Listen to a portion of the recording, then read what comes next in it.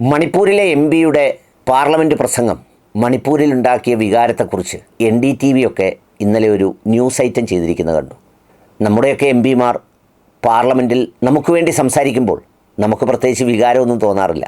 അവർ ചില ആവശ്യങ്ങൾ ഉന്നയിക്കുന്നു, അത് അവരുടെ ഫേസ്ബുക്ക് വാളിലോ പിറ്റേന്നത്തെ പത്രത്തിലോ ഒക്കെ ഇങ്ങനെ നമ്മൾ വായിക്കുമ്പോൾ കാണും. പ്രേമചന്ദ്രൻ അങ്ങനെ പറഞ്ഞു, ശശി തരൂർ ഇങ്ങനെ ആവശ്യപ്പെട്ടു, അടൂർ പ്രകാശ് ഇങ്ങനെ നിവേദനം നൽകി, അല്ലെങ്കിൽ അങ്ങനെ ഓരോ എം.പിമാരെ കുറിച്ചും.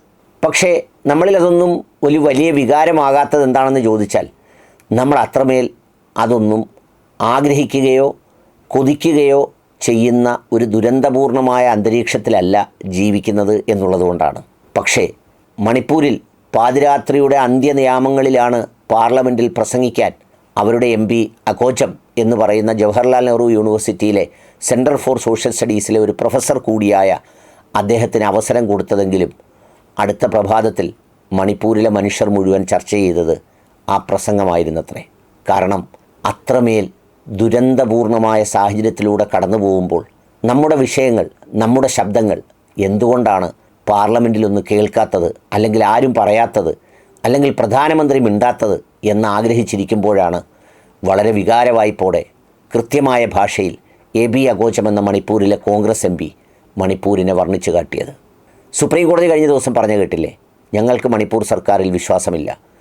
ഇത് ഒളിഞ്ഞും തെളിഞ്ഞും എത്രയോ നാളുകളായി സുപ്രീം കോടതി പറഞ്ഞിട്ടും ജനങ്ങൾ തെരുവിൽ ഏറ്റുമുട്ടുമ്പോൾ, കൊന്നു തള്ളുമ്പോൾ നമ്മൾ സാധാരണ പറയാറുണ്ട്, ചെകുത്താന് രക്തം ഇഷ്ടമാണ്, കൊലവിളി ഇഷ്ടമാണ്, അല്ലെങ്കിൽ അത്തരം കാര്യങ്ങൾ ഇഷ്ടമാണ് എന്ന് പറയുന്നത് പോലെ, അത്തരമൊരു സാത്താനിക് ഫീൽ എൻജോയ് ചെയ്യുന്നത് പോലെ ആർക്ക് വേണ്ടിയിട്ടാണ് ആ സർക്കാരിനെയും കാത്തുവെച്ച് അവിടുത്തെ 66,000-ഓളം വരുന്ന ജനങ്ങൾ ക്യാമ്പുകളിൽ കഴിയുന്നൊരു സ്ഥിതിവിശേഷം.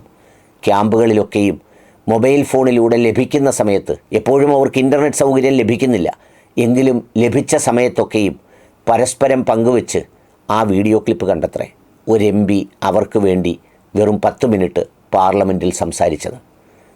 അത് നമ്മളോട് പറയുന്നത് എന്താണെന്നറിയോ? ചിലപ്പോൾ ഭക്ഷണമൊക്കെ കളയുമ്പോൾ വീട്ടിലെ മുതിർന്നവർ പറയാറില്ലേ, അതിൻ്റെ രുചി അറിയുന്നത് നിനക്കത് കിട്ടാതെ വരുമ്പോഴാണ്, വിശക്കുമ്പോഴാണെന്ന്. അതെ, മണിപ്പൂർ ജനത അവരുടെ ഒരു നീതിക്ക് വേണ്ടി വല്ലാതെ വിശന്നപ്പോൾ എവിടെയോ ഒരു ശബ്ദം അവർക്കായി ഉയർന്നപ്പോൾ അതിൻ്റെ സന്തോഷമാണ് അവർ പ്രകടിപ്പിച്ചത്.